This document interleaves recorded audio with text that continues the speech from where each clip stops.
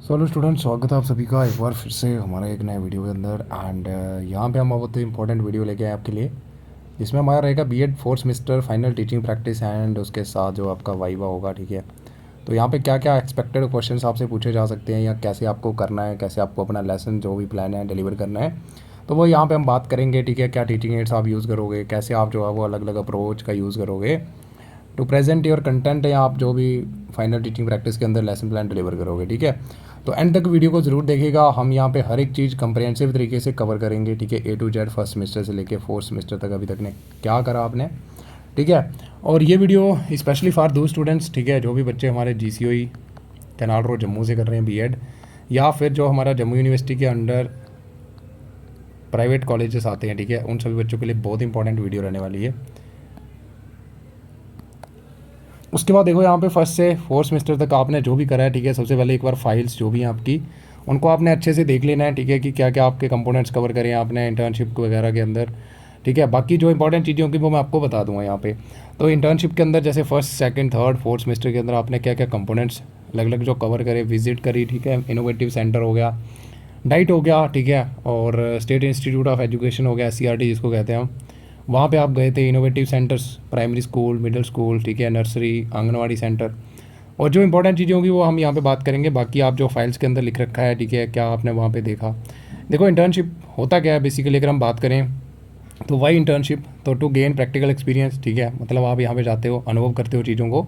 ठीक है, और परीक्षण करते हो, यहाँ पे चीज़ों को देखते हो आप। ठीक है, ऑब्जर्व करते हो, अवलोकन करते हो। ठीक है, कि कौन सा मेथड यूज़ किया जा रहा है। तो अगर आपसे क्वेश्चन पूछा जाता है कि भाई हम इंटर्नशिप क्यों करते हैं, ठीक है, बीएड कोर्स के दौरान, तो आप ये बोल सकते हो सिंपली कि सर जो भी हम थ्योरेटिकल पार्ट पढ़ते हैं, ठीक है, बीएड कोर्स के अंदर फर्स्ट एंड सेकंड सेमेस्टर के अंदर, जैसे मेथड ऑफ टीचिंग पढ़ते हो आप। ठीक है, तो हम वहाँ पे जाते हैं स्कूल के अंदर, अलग अलग इंस्टीट्यूशंस के अंदर हम ऑब्जर्व करते हैं एंड देखते हैं कि वहाँ पे कौन से मेथड से टीचर पढ़ा रहे हैं, कितने इफेक्टिव तरीके से वो क्लासरूम मैनेज कर रहे हैं और कैसे कर रहे हैं। अलग जो बच्चे होते हैं, जैसे क्लासरूम के अंदर आपको पता है ना डाइवर्सिटी होती है, हर बच्चा सेम नहीं होता है। तो इंडिविजुअलाइज जो लर्निंग टीचिंग लर्निंग है वो कैसे करते हैं, व्यक्तिगत, यानी बच्चे की नीड के हिसाब से कैसे वो अपनी स्ट्रैटेजीज जो है वो इम्प्लीमेंट करते हैं टीचर्स। तो वो सारी चीज़ें हम ऑब्जर्व करते हैं एंड देन उनको देखते हैं और अपनी लाइफ के अंदर इनकलकेट करने की ट्राई करते हैं। ठीक है, ताकि हम उन चीज़ों का अपनी लाइफ के अंदर भी यूज़ कर पाएँ। ठीक है, तो वो सारे मेथड्स हम देखते हैं। ठीक है, तो ये आप लिख सकते हो सिंपली, या बता सकते हो इस क्वेश्चन का आंसर। और इंटर्नशिप के अंदर जो भी आपके कंपोनेंट्स कवर किए होंगे आपने, ठीक है, सारे के सारे सेमेस्टर के अंदर, वो आप एक बार उनको देख लेना। ठीक है, और उसके बाद देखो यहाँ पे आ जाएगा माइक्रो टीचिंग। ठीक है, तो माइक्रो टीचिंग क्या होता है, उसके बाद एक बात भूल गया मैं, इंटर्नशिप के अंदर इसके साथ साथ आपका आ जाएगा कि जैसे स्कूल के अंदर जो भी स्कूल रिकॉर्ड है वो कैसे मेंटेन किया जाता है, वो भी हम वहाँ पे जाके देखते हैं। ठीक है, एंड इनोवेटिव सेंटर्स के अंदर जाते हैं, जैसे आप ब्लाइंड स्कूल चले गए या फिर किसी और स्पेशली एबल जो चिल्ड्रन के लिए स्कूल्स होते हैं वहाँ पे चले गए, तो वहाँ पे जाके हम देखते हैं कि बच्चों को कैसे पढ़ाया जाता है। ठीक है, क्या क्या उनके लिए प्रोविजंस हैं, वहाँ पे फैसिलिटीज़ क्या क्या दी जा रही हैं, वो सारी चीज़ें हम देखते हैं वहाँ पे। ठीक है, तो इससे क्या होगा कि हम अलग अलग जो इंस्टीट्यूशंस को विज़िट करेंगे तो हम भी चीज़ों को देखेंगे। ठीक है, बहुत सारी चीज़ें सीखेंगे एंड हमें भी पता चलेगा कि अगर क्लासरूम के अंदर डाइवर्सिटी है, ठीक है, तो हम उसको कैसे जो है वो मैनेज करेंगे। ठीक है, ताकि हमारी जो टीचिंग लर्निंग प्रोसेस है उसको और ज़्यादा इफेक्टिव कैसे बना सकते हैं हम। तो बहुत सारी चीज़ें हम वहाँ पे जाके ऑब्जर्व करते हैं। तो मेन इसका मोटिव यही होता है, टू गेन प्रैक्टिकल एक्सपीरियंस। ठीक है, देन आ जाएगा माइक्रो टीचिंग, जो कि आपके करिकुलम के अंदर है कि माइक्रो टीचिंग होता क्या है। ठीक है, तो सबसे पहले आपको याद रखना है कि माइक्रो टीचिंग कोई भी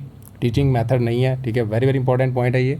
तो बहुत सारे बच्चे गलती कर देते हैं, इसको बता देते हैं कि ये एक टीचिंग का मेथड होता है, यहाँ पे हम 10 to 15 बच्चों को पढ़ाते हैं। ठीक है, 5 to 7 मिनट्स का ड्यूरेशन रहता है। बेसिकली होता क्या है, ये एक ट्रेनिंग की टेक्निक है। ठीक है, जो भी हमारे प्रोस्पेक्टिव पीपल टीचर्स होते हैं उनको यहाँ पे ट्रेनिंग दी जाती है। ठीक है, बहुत सारी माइक्रो टीचिंग स्किल्स जो होती हैं वो उनको सिखाई जाती हैं, ताकि जब वो एक्चुअल क्लासरूम के अंदर जाएंगे मैक्रो टीचिंग के अंदर, यानी टीचिंग प्रैक्टिस जो आपकी होगी थर्ड एंड फोर्थ सेमेस्टर में, तो वहाँ पे आप सारी स्किल्स का उपयोग कर पाओ। ठीक है, और यहाँ पे 10 to 14 बच्चे होते हैं। ठीक है, 5 to 7 मिनट का ड्यूरेशन रहता है, आप यहाँ पे पढ़ाते हो। और यहाँ पे हमारा मेन मोटिव क्या होता है कि आपके अंदर स्किल प्रोफिशेंसी डेवलप करना। ठीक है, यानी आपको कॉम्पिटेंट टीचर बनाना, ताकि आप सारी की सारी स्किल्स जो भी हैं रिक्वायर्ड होंगी आपको क्लासरूम के अंदर, जैसे हम बात करेंगे नीचे कौन कौन सी माइक्रो टीचिंग स्किल्स होती हैं, तो वो आपको नाम रखने हैं याद। ठीक है, उनके कंपोनेंट्स आपसे पूछे जा सकते हैं कि अलग अलग स्किल्स जो होती हैं माइक्रो टीचिंग के कंपोनेंट्स क्या क्या होते हैं, तो वो आपको उनको बताने हैं। ठीक है, कि ये सारी स्किल्स जो है ये डेवलप करना among the prospective people teachers. ठीक है, एंड ताकि वो अच्छे से जो है वो एक्सपीरियंस गेन कर पाएँ। ठीक है, और जब वो एक्चुअल क्लासरूम के अंदर जाएँ तो वहाँ पे वो अच्छे से अपना प्रदर्शन जो है वो दिखा पाएँ। अब ये मोस्ट इंपॉर्टेंट है, ठीक है, पूछा जाएगा आपसे कि माइक्रो टीचिंग साइकिल जो है, तो इसके बारे में आप क्या जानते हो, ठीक है। तो आप बोलोगे कि माइक्रो टीचिंग का जो साइकिल होता है इसके 6 स्टेप्स होते हैं, ठीक है। ऑफिशियल जो है वो हर स्टेप्स की बात करें तो 6 मिनट का ड्यूरेशन रहता है हमारा, ठीक है। और टोटल माइक्रो टीचिंग साइकिल जो ड्यूरेशन रहता है हमारा 36 मिनट रहता है, ठीक है। तो ये आपको याद रखना है। इसमें क्या होता है, देखो सबसे पहले आप प्लान करते हो, यानी घर पे लेसन प्लान वगैरह बनाते हो, फिर आप जो है क्लासरूम के अंदर आते हो, ठीक है, टीच करते हो, देन आपको फीडबैक मिलता है। और ये फीडबैक आपको कौन देता है? सुपरवाइज़र, ठीक है, जो भी आपके गाइड होते हैं, फैसिलिटेटर होते हैं, ठीक है। तो वो आपको क्या करते हैं, आपको जो है वो फीडबैक देते हैं, आपको यहाँ पे आपकी वीकनेस बताते हैं, ठीक है, कि आपका ये एरिया वीक है, इस पे ज़्यादा फोकस करो, ठीक है। फिर आप अगेन जो है रीप्लान करते हो, ठीक है, फिर से रीटीच करते हो, शिक्षण करते हो दोबारा से, फिर आपको फिर से फीडबैक मिलता है, ठीक है। तो ये कंटिन्यू साइकिल हमारा चलता रहता है अनटिल अनलेस जब तक आपकी एक कॉम्पिटेंट पीपल टीचर जो है वो नहीं बन पाते या बन जाते, ठीक है। तो जैसे ही बन जाओगे तो फिर हमारा माइक्रो टीचिंग साइकिल ख़त्म हो जाएगा। उसके बाद देखो यहाँ पे आ जाएगा इंटर्नशिप फर्स्ट सेमेस्टर, ठीक है। इसका एक कंपोनेंट है आंगनवाड़ी सेंटर, ठीक है। और आंगनवाड़ी सेंटर की बात करें तो यहाँ पे मेन जो मोटिव था हमारा जो इसका लाने का वो था हंगर एंड माल न्यूट्रिशन, यानी कुपोषण के जो शिकार हो जाते हैं बच्चे, ठीक है, एंड जो भूख है, ठीक है, बहुत सारे बच्चे भूखे रहते हैं छोटे छोटे, जिसकी वजह से क्या होता है कि उनकी प्रॉपर डेवलपमेंट एंड ग्रोथ नहीं हो पाती। तो उसके लिए एक स्कीम लेके आए थे, ठीक है। और ये हमारी स्कीम जो है वो लागू की गई थी ministry of women and child development के द्वारा। तो ये आप याद रखोगे, पूछा जा सकता है आपसे। एंड ये हमारा जो है एक प्रोग्राम आया था जिसका नाम था ICDS, ठीक है, इंटीग्रेटेड चाइल्ड डेवलपमेंट सर्विसेज। और अभी इसका नाम बढ़ गया आंगनवाड़ी सेंटर, और 1975 के अंदर आया ये। कर्नाटका जो है फर्स्ट स्टेट थी जिसने इसको इम्प्लीमेंट करा 2 अक्टूबर 1975 को। और इनके मेन ऑब्जेक्टिव यही थे कि हंगर एंड माल न्यूट्रिशन, जो कुपोषण की कमी है, ठीक है, बच्चों के अंदर शिकार हो जाते हैं बच्चे, तो यानी पोषण तत्व जो है उनको नहीं मिल पाते सही से, तो उसको दूर करने के लिए इन्होंने एक प्रोग्राम लाए थे। प्रेग्नेंट वुमेन के लिए बहुत सारी फैसिलिटीज़ प्रोविजंस यहाँ पे दी जाती है, एंड नर्सिंग मदर जो होती हैं, यानी जिनके अभी अभी बच्चे हुए हैं, और यहाँ पे एज जो है बच्चों की कवर होती है 0 से लेके 6 ईयर्स, यानी न्यू बॉर्न बेबी से लेके 6 ईयर तक के बच्चों को यहाँ पे ये सारी प्रोविजंस मिलती है। और आंगनवाड़ी सेंटर का मतलब होता है कोडिया शेल्टर, ये आपको याद रखना है। और ये एक सेंट्रल स्पॉन्सर स्कीम है, ठीक है, गवर्नमेंट ऑफ इंडिया के द्वारा लागू की गई है। एंड न्यूट्रिशन हो गया, इम्यूनाइजेशन हो गया, वैक्सीनेशन वगैरह भी होती है, non formal pre school education भी दी जाती है, ठीक है, और हेल्थ चेकअप भी किए जाते हैं बच्चों को। एंड यहाँ पे जो काम करते हैं आंगनवाड़ी वर्कर होते हैं, फिर आंगनवाड़ी हेल्पर, तो ये आपको थोड़ा सा याद रखना है, ठीक है। और यहाँ पे जो लर्निंग होती है वो play way method, toy method हो गया, ठीक है, और सारे के सारे डोमेन जो है बच्चे की डेवलपमेंट के उनका विकास किया जाता है यहाँ पे, तो ये आप थोड़ा सा लिखोगे, ठीक है। और anganwadi centre and pre school में अगर आपको अंतर पूछा जाए तो ये याद रख लेना, ठीक है। बाकी आपको यही याद रखना है कि जिस भी प्री स्कूल के अंदर आप गए थे ना, तो उसका नाम वगैरह याद रखना, उसका भी नाम याद रख लेना आप, ठीक है, कि वहाँ पे आपने जाके क्या देखा। वैसे अंतर क्या होता है कि यहाँ पे ओनली प्ले वे मेथड होता है, ठीक है, और यहाँ पे प्ले वे मेथड के साथ साथ दूसरे फॉर्मल टीचिंग मेथड का भी यूज़ किया जाता है, कहाँ पे? प्री स्कूल के अंदर, ठीक है। जैसे नर्सरी स्कूल्स हो गए हमारे, तो वहाँ पे आपने देखा होगा कि वहाँ पे एक्चुअल जो टीचिंग मेथड होते हैं उनका इंप्लीमेंटेशन किया जाता है प्ले वे मेथड के साथ साथ। तो ये डिफरेंस कर लेना। बाकी आप जो आंगनवाड़ी सेंटर में गए होंगे, ठीक है, क्या आपने वहाँ पे देखा, वो थोड़ा बहुत ऑब्जर्वेशन आपकी फ़ाइल में लिखा रहेगा, ठीक है। आपकी सजेशंस वगैरह क्या आप चाहते हो कि कैसे इसको और ज़्यादा इंप्रूव कर सकते हैं, वो भी आप थोड़ा सा देख लोगे।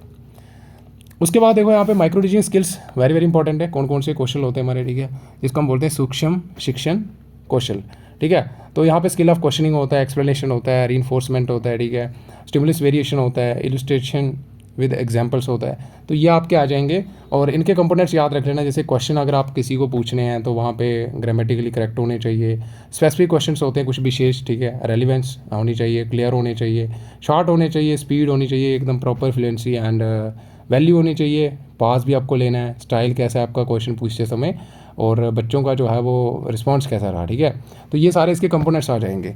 एक्सप्लेनेशन की बात करें तो यहाँ पे वही आएगा कि जब भी आप किसी चीज़ को एक्सप्लेन कर रहे हो, ठीक है, एंड यहाँ पे आपको कुछ चीज़ें ध्यान में रखनी होती है, जैसे प्रीवियस नॉलेज टेस्टिंग, ठीक है, पूर्व ज्ञान जो है उनका उसका परीक्षण करना कि उसके बारे में पहले बच्चों को कितना पता है, अप्रोप्रिएट स्टेटमेंट्स का यूज़ करना, ठीक है, एक्सप्लेनिंग स्किल्स वही आ गया, टेक्निकल टर्म अगर कोई बीच में आ रही है उसको डिफाइन करना बच्चों को, विजुअल टेक्निक का यूज़ करना है, यानी विजुअल एड्स का यूज़ करना, इसेंशियल पॉइंट कवर करना, अप्रोप्रिएट कंक्लूडिंग स्टेटमेंट्स उनका उपयोग करना, एंड कनेक्टिंग लिंक्स हो गए, ठीक है।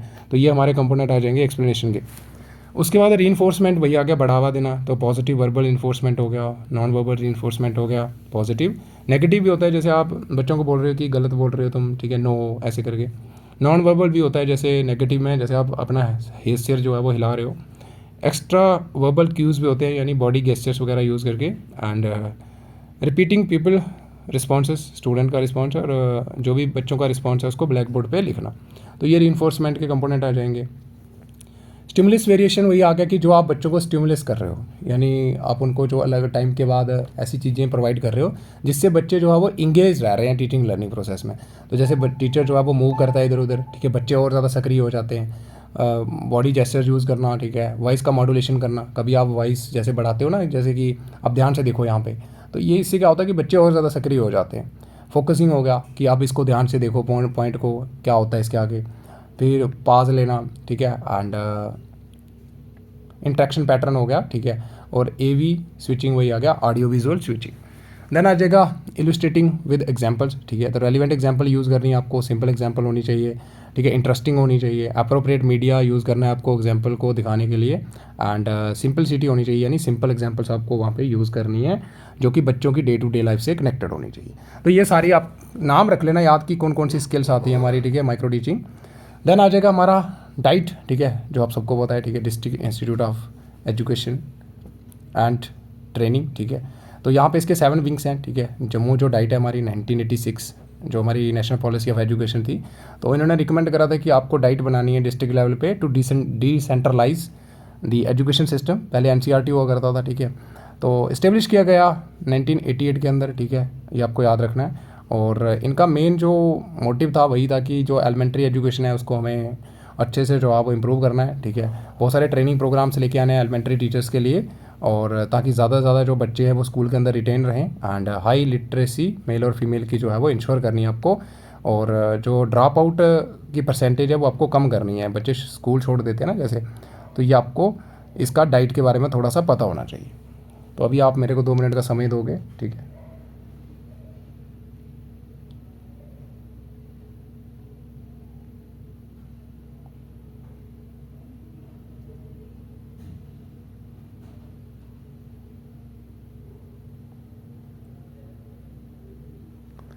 ठीक है, तो ये हो गया।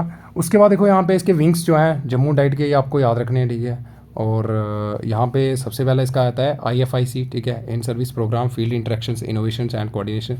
तो जैसे आप समझ रहे हो कि इन सर्विस प्रोग्राम लेके आना है, ठीक है, एंड फील्ड इंटरेक्शंस, ठीक है, और इनोवेशंस मीन न्यू टेक्निक लेके आना। एंड वही आ गया कि प्लान करना, कोऑर्डिनेट, आइडेंटिफाई करना एंड फार्मुलेट करना नए नए ट्रेनिंग प्रोग्राम्स एलिमेंट्री टीचर्स के लिए, इसका काम होता है, ठीक है। और एनुअल कैलेंडर जो है वो तैयार करना, ठीक है, डाइट में क्या क्या एक्टिविटीज़ होंगी पूरे 1 साल के अंदर। हेड ऑफ़ इंस्टीट्यूशंस जो होते हैं सर्व शिक्षा अभियान के अंदर या राष्ट्रीय माध्यमिक शिक्षा अभियान जो है उसके अंडर जो भी टीचर्स वगैरह हैं उनकी ट्रेनिंग प्रोग्राम कंडक्ट करना। एंड JDOs वगैरह जो होते हैं हमारे जोनल एजुकेशन ऑफिसर्स, उनके भी ट्रेनिंग जो है प्रोग्राम कंडक्ट करना इनका काम होता है, उनके लिए प्रोग्राम तैयार करना। देन आता है PSTE सेकंड, ठीक है, प्री सर्विस टीचर एजुकेशन। तो ये आपको पता ही है कि अभी सर्विस में आए नहीं है, लेकिन जो टीचर तैयार हो रहे हैं, मतलब तैयार कर रहे हैं हम, ठीक है, तो उनके लिए जैसे diploma in elementary education course जो है वो ऑफर करना। DRU आ गया, ठीक है, डिस्ट्रिक्ट रिसोर्स यूनिट, ठीक है, तो प्लानिंग करना, coordination and organisation of programmes in SSA RMSA, ये से अगेन सेम रहता है इसका फंक्शन। उसके बाद देखो यहाँ पे ET आ गया, एजुकेशनल टेक्नोलॉजी। ET क्या होता है? एजुकेशनल टेक्नोलॉजी विंग आ गया हमारा, ठीक है। तो इसका काम क्या होता है कि मटेरियल बनाना बहुत pre and in service teachers training के लिए, एंड टेक्नोलॉजी का ज़्यादा से ज़्यादा यूज़ करना और ऑर्गेनाइज करना science seminar, drama, art exhibition, training on ICT, ठीक है, बहुत सारे प्रोग्राम लेके आना ताकि जो भी हमारे टीचर्स हैं, ठीक है, एलिमेंट्री लेवल पे, हम उनको ICT यानी इंफॉर्मेशन एंड कम्युनिकेशन टेक्नोलॉजी जो है उसके रिलेटेड ट्रेनिंग दे सकें, और वो आने वाले अपने जब भी स्कूल के अंदर वहाँ पे उसका इंटीग्रेट कर पाएँ, ठीक है, टीचिंग लर्निंग प्रोसेस के अंदर। उसके बाद देखो यहाँ पे आ जाएगा बुक फेयर्स वगैरह, ये भी इनका काम होता है ऑर्गेनाइज करना। देन आता है CMDE, curriculum material development and evaluation, ठीक है, तो कंडक्ट करना 8th क्लास की examination, very very important function है, ये आपसे पूछा जा सकता है कि किसका काम होता है ये। तो curriculum material development and evaluation जो हमारा विंग है, इसका काम होता है conduct 8th class examination, develop evaluation tools develop करना और करिकुलम डेवलप करना, ठीक है, learning material for elementary teachers. उसके बाद देखो यहाँ पे वर्क एक्सपीरियंस या एजुकेशन विंग आता है, ठीक है, तो इसका काम होता है कि पहचानना जो भी लोकली वर्क एक्सपीरियंसेस अवेलेबल हैं, फिर उन काम को जो है वो करिकुलम के अंदर एडअप करना। जैसे फॉर एग्जांपल हमारे एरिया के अंदर आर्ट एंड क्राफ्ट अगर फेमस है, तो उसको जो है वो आप आइडेंटिफाई करोगे, फिर करिकुलम के अंदर ऐड करोगे, ताकि हम बच्चों को भी सिखा सकें एंड आने वाले टाइम में बच्चों को भी उससे आसानी से उस फील्ड में काम कर पाएँ। तो ये वही आ गया एलिमेंट्री एजुकेशन लेवल पे। 7 विंग आता है हमारा P&M यानी प्लानिंग एंड मैनेजमेंट, ठीक है। तो ये टेक्निकल असिस्टेंस जो है वो प्रोवाइड करता है, ठीक है। जैसे स्कूल का मैप हो गया, नया स्कूल बनाना है अगर कोई, माइक्रो प्लानिंग हो गया, ठीक है। ट्रेनिंग देना है HOI यानी हेड ऑफ इंस्टीट्यूशन जो होंगे, एंड प्लानिंग एंड मैनेजमेंट यानी maintenance of record and accounts जो भी होंगे रिलेटेड टू एलिमेंट्री एजुकेशन, वो इनका काम होता है, या टीचर एजुकेशन जो होती है हमारी, ठीक है। उसके बाद देखो यहाँ पे इनोवेटिव सेंटर्स नेक्स्ट आपका कंपोनेंट रहता है, ठीक है। तो आप अलग अलग जो इनोवेटिव सेंटर्स होते हैं वहाँ पे विजिट करते हो, ठीक है। इनोवेटिव सेंटर मतलब कोई भी ऐसा सेंटर यहाँ पे नई नई टेक्निक्स का यूज़ किया जा रहा है, ठीक है। ICT हो गए जैसे, तो वहाँ पे आप जाते हो, ठीक है, विजिट करते हो, ठीक है। तो इनोवेटिव का मतलब क्या होता है कि नया आइडिया, ठीक है, कोई नई चीज़, ठीक है, और नया प्रोजेक्ट भी हो सकता है। एंड ICT वगैरह हो गया, जैसे इंक्लूसिव एजुकेशन हो गया, समावेशी शिक्षा जिसको कहते हैं, कि आपको सेम रूफ के अंदर सबको पढ़ाना है, ठीक है। तो यह भी आपसे पूछा जा सकता है कि इंक्लूसिव एजुकेशन क्यों ज़रूरी है, ठीक है, या इंक्लूसिव एजुकेशन क्या होता है, ठीक है। और ये वही होता है कि आपको सेम रूफ के अंदर हर बच्चे को पढ़ाना है, चाहे वो डिसेबल्ड है, चाहे वो नॉर्मल बच्चा है, ठीक है। And national and international integration करना हमारा इसका मेन मोटिव रहता है। और या फिर नेशनल और इंटरनेशनल इंटीग्रेशन कैसे कर सकते हैं हम, ठीक है। इंटीग्रेशन हो गया, ठीक है, और ब्लाइंड स्कूल वगैरह हो गए, ठीक है। तो ये आप देख सकते हो, सारे विजिट करते हो, ठीक है, वहाँ पे जाके ऑब्जर्व करते हो, और फिर देखते हो कि कैसे पढ़ाया जाता है। जैसे ब्लाइंड स्कूल चले गए आप, ब्रेली स्कूल जो होते हैं हमारे, ठीक है। देन आ जाएगा हाई स्कूल, ठीक है, और हाई सेकेंडरी स्कूल, इसके बारे में भी आपको लिखना है, ठीक है। ऑब्जर्वेशन जो भी आपने लेसन्स वहाँ पे ऑब्जर्व करे, कैसे पढ़ाया, ठीक है, आपका एक्सपीरियंस क्या रहा, और आपकी सजेशंस ये आपकी फाइल्स में लिखी होंगी, तो ये आप एक बार देख लोगे। फिर आ जाएगा मोस्ट इंपॉर्टेंट SCRT, ठीक है, state council of education research and training, जिसको पहले हम SIE कहते थे, ठीक है, स्टेट इंस्टीट्यूट ऑफ एजुकेशन। तो यहाँ पे कर लेना जम्मू का जो SCRT है, ठीक है, उसके बारे में आप थोड़ा सा लिख दोगे। सबसे पहले डायरेक्टर होता है, ठीक है, फिर जॉइंट डायरेक्टर होते हैं हमारे, ठीक है, तो डिविजनल ऑफिसर जो हमारा श्रीनगर है, और फिर जॉइंट डायरेक्टर होंगे हमारे जो डिविजनल ऑफिस जम्मू है, ठीक है। इनके नीचे 10 डाइट्स आती हैं, ठीक है, और फिर विंग्स आते हैं 9 ये आप थोड़ा सा इसके बारे में लिख दोगे। और डाइट के नीचे जो है हमारे डिस्ट्रिक्ट हो गया, जोनल हो गया, क्लस्टर रिसोर्स सेंटर जो है वो हमारे आते हैं। तो ये आप थोड़ा सा इसके बारे में फ्लो चार्ट जो है वो आपके माइंड में होना चाहिए। अब अलग अलग जो हमारे डिपार्टमेंट्स आते हैं, जैसे department of curriculum development and studies हो गया, ठीक है, department of education and science and mathematics हो गया, मतलब साइंस के रिलेटेड काम करना, मैथमेटिक्स के रिलेटेड काम करना, ठीक है। ह्यूमैनिटीज़ हो गया, कॉमर्स हो गया, SST का डिपार्टमेंट, एजुकेशन एंड लैंग्वेज के रिलेटेड कंटेंट डेवलप करना, ठीक है, कैसे हम मेथड्स लेके आ सकते हैं नए नए। तो ये इनके काम, जैसे जैसे सब्जेक्ट का नाम लिखा है तो उस सब्जेक्ट के ऊपर इनका काम करना मेन जो है वो ऑब्जेक्टिव होता है हर विंग का। फिर आ गया education, communication and technology and computer science का रिलेटेड हो गया, ठीक है। Education planning, monitoring and management हो गया। डिपार्टमेंट ऑफ टीचर एजुकेशन यानी टीचर एजुकेशन के रिलेटेड प्रोग्राम्स हो गए, ठीक है, कैसे उसको बेहतर बना सकते हैं हम। एजुकेशन रिसर्च कंडक्ट करना, सर्वे असेसमेंट हो गया। Population education, girls education, ECCE very very important, elementary care and childhood education, ठीक है। आर्ट एजुकेशन हो गया, वोकेशनल एजुकेशन, वोकेशनल होता है हर पर्टिकुलर प्रोफेशन, जैसे कोई बच्चा अगर ट्रेड में जाना चाहता है, ठीक है, तो उसको कॉमर्स के रिलेटेड सब्जेक्ट सिखाए जाएंगे, ठीक है। हेल्थ एंड फिजिकल एजुकेशन हो गया, गाइडेंस एंड काउंसलिंग, और inclusive education and special education हो गया, ठीक है। Library and documentation cell. तो ये आप थोड़े से डिपार्टमेंट के नाम कर लेना अगर करने होंगे, नहीं तो ये फ्लो चार्ट काफ़ी है। उसके बाद आ जाएगा नर्सरी स्कूल, ठीक है, तो वहाँ पे आपने क्या ऑब्जर्व करा, ये वेरी वेरी इंपॉर्टेंट है, ठीक है। तो ये आपको माइंड में रखना है, और एक बार फाइल देख लो अपनी, वहाँ पे क्या क्या मेथड्स यूज़ किए जा रहे थे टीचिंग के, वो भी आप लिखोगे। आपकी सजेशंस क्या हैं वो भी आप यहाँ पे लिखना नहीं भूलोगे। उसके बाद देखो प्राइमरी स्कूल का भी अगेन सेम तरीके से ऑब्जर्वेशन एंड सजेशंस, कौन कौन से मेथड वहाँ पे यूज़ किए जा रहे थे, ठीक है। इनोवेटिव सेंटर मैंने आपको बता दिया। हाई स्कूल हो गया, हाई सेकेंडरी स्कूल अगेन, ठीक है, क्या क्या ऑब्जर्व करा वहाँ पे आपने। फिर criticism lesson plan, observation lesson plan very very important है, ये पूछा जा सकता है आपसे कि बताओ क्रिटिसिज्म लेसन प्लान का हमारा मोटिव क्या होता है। तो देखो क्रिटिसिज्म क्या होता है, क्रिटिसाइज़ करना, किसी की निंदा करना, है ना, कि मतलब उसकी गलतियाँ निकालना। बैठे होते हो आप, ठीक है, और फिर वहाँ पे जो हमारे सुपरवाइज़र हैं वो भी बैठे होते हैं, फिर वो क्रिटिसाइज़ करते हैं आपको कि हाँ आपने ये चीज़ जो है वो कैसे करी। जैसे आप टॉपिक को अनाउंस कर रहे हो, मोटिवेशन क्वेश्चंस कैसे पूछे आपने, क्या एकदम रेलिवेंट थे कि नहीं, तो वो सारी चीज़ें देखी जाती है, तो क्रिटिसाइज़ किया जाता है, आपकी गलतियाँ निकाली जाती हैं, ठीक है। तो इसीलिए ताकि वो आने वाले टाइम में अच्छे से उनमें सुधार लेके आ सके, ठीक है, और अपनी जो भी स्किल्स हैं उनको अच्छे से डेवलप कर पाए। ऑब्जर्वेशन लेसन प्लान वही आ जाएगा कि आपके जो भी पीर ग्रुप होता है, ठीक है, मेंबर्स होते हैं, यानी आपके ग्रुप मेंबर्स होते हैं, वो आपको यहाँ पे ऑब्जर्व करते हैं एंड अगेन वो आपकी गलतियाँ निकालते हैं कि आपने कैसे कितने अच्छे से जो है वो कंटेंट प्रेजेंट करा, कैसे आपने इंट्रोड्यूस करा टॉपिक, कंक्लूडिंग स्टेटमेंट, समराइजेशन, वो सारे steps according to the lesson plan जो भी अप्रोच यूज़ करी होगी, ठीक है, क्या आपने सही से फॉलो करे कि नहीं, टीचिंग एड कैसे इफेक्टिव यूज़ करा कि नहीं, कहीं पे गड़बड़ है तो आप उसको सुजेशंस भी दोगे। देन आ जाएगा आरसीएम अप्रोच, सबको पता है, ठीक है, और याद रख लेना थोड़ा जिन्होंने एनसीईआरटी पढ़ा होगा, तो एनसीईआरटी के अंडर हमारे 5 RIES आते हैं जिनको हम रीजनल इंस्टीट्यूट ऑफ एजुकेशन कहते हैं, ठीक है।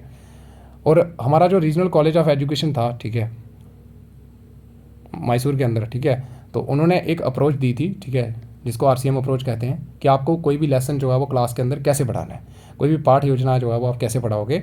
तो सबसे पहले आइडेंटिफिकेशन डेटा रहेगा हमारा, ठीक है, इनपुट यानी निवेश, यहाँ पे सबको पता है, आपको टीचिंग पॉइंट्स रहते हैं कि शिक्षण बिंदु जिनको कहते हैं, कि आप क्या क्या पढ़ाने वाले हो। फिर आपके उद्देश्य क्या है पढ़ाने के, ठीक है, जनरल उद्देश्य रहते हैं, सामान्य और स्पेसिफिक यानी विशेष उद्देश्य। तो याद रखना जनरल उद्देश्य मतलब जैसे अगर आप इंग्लिश पढ़ा रहे हो, तो जब भी आप इंग्लिश पढ़ाओगे तो मेरे को बताओ कि आपके सामान्य उद्देश्य क्या रहेंगे। तो जब भी आप इंग्लिश पढ़ाओगे तो आपकी उसकी जो भी हमारी कम्युनिकेशन स्किल्स होती हैं वो डेवलप करनी है, ठीक है। लिंग्विस्टिक स्किल्स हो गया जैसे रीडिंग, राइटिंग, लिसनिंग, स्पीकिंग, ये आपको उसको डेवलप करनी है, वोकैब उसकी इंप्रूव करनी है। तो ये हमारे हर एक टॉपिक के अंदर जो है वो सेम रहते हैं, इसीलिए इनको हम बोलते हैं जनरल ऑब्जेक्टिव्स। तो चाहे साइंस पढ़ा रहे हो तो साइंस के अंदर उसके अंदर साइंटिफिक एटीट्यूड डेवलप करना, क्रिटिकल थिंकिंग हो गया, ठीक है, क्रिएटिविटी डेवलप करना, ठीक है, analytical skill, observation skill, experimental skill. तो जब भी आप साइंस पढ़ाओगे तो ये हमारे उद्देश्य जो है वो क्या रहेंगे, सामान्य। तो इसीलिए जनरल ऑब्जेक्टिव्स हमारे जो हैं वो सेम रहते हैं। उसके बाद स्पेसिफिक ऑब्जेक्टिव मतलब जो भी टॉपिक के रिलेटेड होंगे, जैसे अगर आप बच्चों को पढ़ा रहे हो कि डिफरेंट पार्ट्स ऑफ फ्लावर, तो वो आप इसी यूनिट के अंदर पढ़ा सकते हो, फिर वो आप किसी यूनिट के अंदर नहीं पढ़ाओगे। इसलिए ये हमारे स्पेसिफिक ऑब्जेक्टिव्स रहेंगे यानी विशेष उद्देश्य। B3 रहता है कि expected behavioural outcomes, very very important है, ठीक है, कि अपेक्षित व्यवहार में क्या परिणाम रह सकता है जब हम ये लेसन पढ़ा देंगे। तो इसमें वही रहता है कि अगर साइंस पढ़ा रहे हो तो बच्चे जो है जो भी टॉपिक पढ़ा रहे हो तो उसके रिलेटेड बच्चों को अंडरस्टैंडिंग हो जाएगी, उसको अप्लाई कर पाएंगे वो, है ना। तो ये आप लिख दोगे। देन आ जाएगा B4 टीचिंग एड्स यानी शिक्षण सहायक सामग्री का यूज़ क्या यूज़ कर रहे हो आप। जैसे जनरल टीचिंग एड यानी सामान्य, एंड स्पेसिफिक हो गया हमारा विशेष। तो जनरल में जो भी क्लासरूम के अंदर अवेलेबल होती हैं, चाक, ब्लैक बोर्ड, सबको पता है। स्पेसिफिक मतलब जो टॉपिक के रिलेटेड रहेंगी, जैसे चार्ट, फ्लैश कार्ड, मॉडल, जो भी यूज़ कर रहे हो आप। प्रोसेस आ जाएगा अभी, प्रक्रिया, यहाँ पे मोटिवेशन होती है सबसे पहले, अभिप्रेरणा, क्वेश्चन पूछे जाते हैं ताकि बच्चों में रुचि पैदा की जाए, बच्चे जो है वो इंटरेस्टेड हो जाएं टुवर्ड्स टीचिंग लर्निंग प्रोसेस। फिर आप अनाउंसमेंट करते हो टॉपिक की, है ना, घोषणा करते हो विषय की। फिर आप प्रस्तुतिकरण करते हो, बच्चों को पढ़ाते हो, ठीक है, एंड देन एप्लीकेशन या जनरलाइजेशन करते हो चीज़ों को।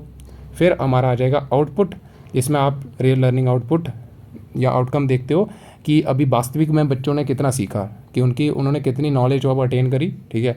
तो वो ये हम यहाँ पे देखते हैं, इसके रिलेटेड हम क्वेश्चंस वगैरह पूछते हैं यहाँ पे, और लास्ट में होम असाइनमेंट। तो ये था आरसीएम अप्रोच। हर्बेशन सबको पता है, ठीक है, और याद रखना फ्रेडरिच हर्बर्ट जो थे इन्होंने अप्रोच दी थी। आइडेंटिफिकेशन डेटा रहता है, टीचिंग ऑब्जेक्टिव क्या है, सेम वही आ जाएगा, ठीक है। Teaching aids general, specific, and then previous knowledge assume कर लेते हैं हम कि बच्चों को इसके बारे में थोड़ा सा पता है पहले। फिर हम उनसे मोटिवेशन क्वेश्चन पूछते हैं यानी अभिप्रेरणाएक, ताकि बच्चे जो है वो इंटरेस्टेड हो जाएं टुवर्ड्स टीचिंग लर्निंग प्रोसेस में। एंड फिर टॉपिक अनाउंस करते हो आप, फिर प्रेजेंट करते हो, फिर जनरलाइजेशन यानी सामान्यकरण करते हो आप चीज़ों को, जो भी पढ़ाया उसकी समरी। रिकैप्चुलेशन करते हो यानी पुनरावृत्ति, रिकैप देते हैं ना हम छोटा सा, जैसे आप कल आपने कोई चीज़ देखी हो तो उसका रिकैप। फिर एप्लीकेशन, बच्चों को अप्लाई करने के लिए, जैसे फिल इन द ब्लैंक्स हो गया, तो रिकैप में आप क्वेश्चंस वगैरह पूछ सकते हो उनसे। यहाँ पे आप उनको बोलोगे कि अपनी जो भी अंडरस्टैंडिंग है उसको आप अप्लाई करो, अनुप्रयोग जिसको कहते हैं। लास्ट में आप होम असाइनमेंट। तो ये स्टेप्स आपको पता होने चाहिए। Then constructivist approach, very very important, और जीन पियाजे जो थे, ठीक है, इनको कहा जाता है फादर ऑफ कंस्ट्रक्टिविस्ट अप्रोच, ठीक है। इन्होंने कहा था कि बच्चा जो है वो लर्न बाय डूइंग करता है, ठीक है, और चीज़ों को एक्सपीरियंस करके सीखता है। तो वही यहाँ पे लिखा हुआ है, और अपनी जो भी प्रीवियस नॉलेज होती है उसका यूज़ करके वो अच्छे से सीखता है। आइडेंटिफिकेशन डेटा रहता है, लर्निंग पॉइंट्स, वही आ गया कि क्या सीखने वाले हैं हम यहाँ पे। स्ट्रैटेजी क्या रहेंगी हमारी, तो स्ट्रैटेजी याद रखना यहाँ पे हमारी बच्चे के हिसाब से रहेगा, group discussion, group activity. Assessment कैसे करोगे, ठीक है, एंड इंस्ट्रक्शनल मटेरियल क्या यूज़ करोगे आप, teaching aids, general, specific. Objectives क्या होंगे आपके लेसन के, ठीक है, तो again content objective, process objective. Content मतलब जो भी आपने टॉपिक पढ़ाना है या पढ़ेंगे बच्चे तो उसके उद्देश्य क्या रहेंगे, और प्रोसेस मतलब जब वो एक्टिविटीज़ करेंगे, ठीक है। देन आ जाएगा प्रेजेंटेशन, प्रस्तुतिकरण या प्रक्रिया। तो यहाँ पे 5 रहते हैं हमारे, engage, explore, explain, elaborate, evaluate. अब देखो यहाँ पे एंगेज करने की बात आती है, तो बच्चों को अभी आप कैसे एंगेज करते हो, यानी उनको कैसे आप सक्रिय करते हो टीचिंग लर्निंग प्रोसेस के अंदर। तो यहाँ पे उनको कुछ चार्ट दिखा सकते हो, स्पेसिमेन दे सकते हो, या फिर आप उनसे कुछ प्रीवियस जो भी ज्ञान है उनका टेस्ट करने के लिए क्वेश्चंस वगैरह पूछते हो, ठीक है। फिर आप टॉपिक अनाउंस करते हो, ब्लैक बोर्ड पे लिखते हो, फिर एक्सप्लोर करते हो, यानी बच्चे अभी खोज करेंगे, ठीक है, खुद करेंगे। तो आप अलग अलग ग्रुप बनाओगे यहाँ पे, जैसे आप सबने पढ़ा है, ठीक है। और ग्रुप बनाने के बाद आप उनसे अलग अलग एक्टिविटी उनको दोगे, ठीक है। जैसे ग्रुप ए को अलग एक्टिविटी दे दी, ग्रुप बी को अलग दे दी, ग्रुप सी को अलग दे दी। एक्सप्लेन की बात करें तो अभी यहाँ पे बच्चे जो है वो एक्सप्लेन करने को बोलोगे उनको आप, ठीक है। और अलग अलग बच्चे जो है जो भी उनको काम दिया था वो यहाँ पे एक्सप्लेन करेंगे, फिर फर्दर इलेबोरेट करोगे आप, ठीक है, यानी उस चीज़ को बढ़ाओगे आप आगे। तो यहाँ पे पीपल टीचर जो है वो बच्चों को और ज़्यादा एक्टिविटी दे सकता है, या फिर आप खुद जो है उनको जो भी उन्होंने कंटेंट डेवलप कर रहा है उसको आप इलेबोरेट करोगे, ठीक है। एंड इवैल्यूएट करोगे लास्ट में, मूल्यांकन यहाँ पे वगैरह कि कितना बच्चों को समझ आई, ठीक है, मैंने जो पढ़ाया, या अपनी जो भी टीचिंग लर्निंग प्रोसेस है उसकी इफेक्टिवनेस चेक करने के लिए हम यहाँ पे उनसे क्वेश्चंस वगैरह पूछते हैं। और लास्ट में होम असाइनमेंट, ठीक है। तो ये रहेगा हमारा, ठीक है, प्रेजेंटेशन प्रोसेस। उसके बाद देखो यहाँ पे ईच वन टीच वन जो भी है हमारा, ठीक है, स्टूडेंट का नाम वगैरह क्या क्या आपने उसको सिखाया, तो ये आप थोड़ा सा इसके बारे में डेटा आपको पता होना चाहिए, ठीक है, अच्छे से। और एक और होता है हमारा ईच वन प्लांट वन। तो इसमें ज़्यादातर एक ही क्वेश्चन पूछा जाता है कि जो भी आपने प्लांट लगाया उसका साइंटिफिक नेम बताओ एंड उसके यूजेस बताओ, ठीक है। इससे ज़्यादा आपसे कुछ नहीं पूछा जाएगा। और मेथड ऑफ टीचिंग आपसे पूछा जा सकता है कि आपने स्कूल के अंदर कौन कौन से मेथड देखे। तो ये टीचर सेंटर्ड, स्टूडेंट सेंटर्ड आप सबको पता है, जैसे लेक्चर मेथड हो गया, टीचर सेंटर्ड है ये, क्योंकि टीचर यहाँ पे सेंटर पॉइंट होता है, यानी केंद्र बिंदु होता है, उसके हिसाब से चीज़ें चलती हैं, ठीक है। और बच्चे की एबिलिटी, नीड्स, ये सारी चीज़ें निगलेक्ट होती हैं यहाँ पे। लेक्चर कम डेमोस्ट्रेशन हो गया, मतलब लेक्चर के साथ साथ यहाँ पे टीचर जो है वो प्रदर्शन करके भी दिखाएगा, ठीक है, यानी जैसे एक्सपेरिमेंट करके दिखाएगा। टीम टीचिंग हो गया, यानी 2-3 टीचर मिलके बच्चों को पढ़ाते हैं, प्रेजेंट कर रहा है कोई टीचर, ठीक है, एक्सप्लेन कर रहा है कोई, डायरेक्ट इंस्ट्रक्शन दे रहा है, ड्रिल एंड प्रैक्टिस करवा रहा है, ठीक है, और गाइडेड प्रैक्टिस हो गया। ये हमारे आ जाएंगे teacher centred method. Student centred की बात करें तो यहाँ पे बच्चे के हिसाब से चीज़ें होती हैं, ठीक है। यहाँ पे बच्चा जो है वो क्या होता है, एक्टिव होता है, ठीक है। एंड जो टीचर होता है वो क्या होता है, फैसिलिटेटर होता है, ना कि एडुकेटर, ये याद रखना आप, ठीक है। फैसिलिटेटर मतलब कि वो बढ़ावा देगा, बच्चे को असिस्ट करेगा। जैसे प्रोजेक्ट मेथड है, यहाँ पे टॉपिक दिया जाएगा उसको, और टीचर जो है उसको स्टेप बाय स्टेप, मतलब हर एक स्टेप पे फैसिलिटेट करता है, बाकी बच्चा खुद करता है। प्रॉब्लम सॉल्विंग मेथड हो गया, ग्रुप डिस्कशन हो गया, इंक्वायरी बेस्ड लर्निंग हो गया, कोलैबोरेशन मेथड हो गया, एक्सपेरिमेंटल लर्निंग हो गया, गेमिफिकेशन यानी गेम्स के थ्रू सिखाओगे, और पीयर टीचिंग हो गया, यानी आप एक दूसरे को सिखा रहे हो, जैसे ग्रुप के अंदर बच्चे एक दूसरे को सिखा रहे हैं। अब ये कुछ क्वेश्चंस हैं, वाई टीचिंग प्रैक्टिस, तो ये अगेन वही आ गया कि कंपिटेंसी हासिल करने के लिए, प्रोफिशेंसी, ताकि हम एक्चुअल में जब फील्ड में जाएं तो अच्छे से पढ़ा पाएँ।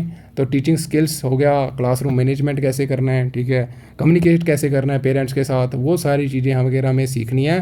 तो इसीलिए टीचिंग प्रैक्टिस जो है वो ज़रूरी है। सुपरविज़न वही आ गया कि सुपरवाइज़ करेगा कौन, सुपरवाइज़र जो होता है। तो अगर सुपरविज़न नहीं होगी तो आपकी जो अफेक्टिवनेस होगी वो बिल्कुल कम रहेगी, क्योंकि आपके ऊपर अगर कोई बैठा होगा तो आप अच्छे से प्रदर्शन करोगे, ठीक है, आप अच्छे से जो है वो आपको गलतियां पता चलेंगी, ठीक है, फीडबैक मिलेगा आपको सुपरवाइज़र से, और आप नेक्स्ट टाइम इंप्रूव करने की कोशिश करोगे। असेसमेंट याद रखना टीचिंग प्रैक्टिस की, ठीक है, आपकी फाइल्स वगैरह चेक करके, ठीक है, आपको डायरेक्ट रेटिंग भी दी जाती है, ऑब्जर्वेशन वगैरह, ये आप लिख दोगे कि कैसे आंकलन किया जाता है आपकी टीचिंग प्रैक्टिस का। और डिफरेंस आपको याद रखना है माइक्रो और मैक्रो में, ये आप खुद करोगे, ठीक है, मैक्रो और माइक्रो। मैक्रो रियल क्लासरूम के अंदर होता है, ठीक है, लार्ज स्केल पे होता है, यहाँ पे बच्चा एक्चुअल फील्ड में खुद सब चीज़ें करता है। माइक्रो जो है वो एक ट्रेनिंग की टेक्निक है, ठीक है, और माइक्रो टीचिंग स्किल्स सिखाई जाती हैं उसको, ठीक है। रिफ्लेक्टिव जर्नल, पोर्टफोलियो, ठीक है, ये आपको पता है, ठीक है। तो रिफ्लेक्टिव जर्नल क्या होता है कि पर्सनल रिकॉर्ड होते हैं बच्चे के, ठीक है, उसके लर्निंग एक्सपीरियंसेस कि उसने कुछ टाइम के बाद या ड्यूरिंग द कोर्स क्या सीखा, ठीक है। और पोर्टफोलियो जो है वो यहाँ पे बच्चे के वर्क, यानी उसने क्या क्या काम करे, ठीक है, क्या क्या एक्टिविटीज़ करी, क्या क्या उसने अचीवमेंट करी, ठीक है, एक उस पीरियड के टाइम यानी बीएड के टाइम, तो उसका रिकॉर्ड होता है, ठीक है। तो इसकी फाइल आप देख लोगे अच्छे से, ठीक है। तो इससे ज़्यादा आपको कुछ नहीं पूछा जाएगा। तो वीडियो लंबा ना हो जाए इसलिए मैंने थोड़ा फास्ट बोला, बाकी इससे ज़्यादा आउट ऑफ कोई भी आपको क्वेश्चन आ जाएगा तो आप मेरे को पूछ लीजिएगा, ठीक है, कमेंट सेक्शन के अंदर ज़रूर लिखिएगा आके, जब आपकी फाइनल टीचिंग प्रैक्टिस हो जाएगी, ठीक है। बाकी आपको कुछ नहीं करना है आउट ऑफ दिस, और अपनी फ़ाइल जो भी है एक बार उनको क्या बोलते हैं उसको रिव्यू कर लो सिर्फ, ठीक है, ताकि आपको अच्छे से पता चल जाए। सो अगर ये वीडियो आपके लिए हेल्पफुल रही हो, ठीक है, तो चैनल को सब्सक्राइब करके जाइएगा, ठीक है। वैसे आपका तो बीएड हो गया अभी, ठीक है, और बाकी हम सीटेट का भी शुरू करेंगे जल्दी, ठीक है। हैंड रिटन नोट्स प्रोवाइड करेंगे आपको, ठीक है, मैं खुद लिखे हुए हैं सारे के सारे, तो वो भी हम यहाँ पे शुरू करेंगे ताकि आपको आसानी से एकदम कंसाइज मैनर के अंदर चीज़ें मिल जाएँ, ठीक है। सो चैनल को सब्सक्राइब करके रखिएगा, ठीक है, और वीडियो को लाइक करना नहीं भूलना है आपने। और आज के लिए इतना ही, ठीक है। मिलते हैं अगली वीडियो में, तब तक के लिए bye bye and have a good day.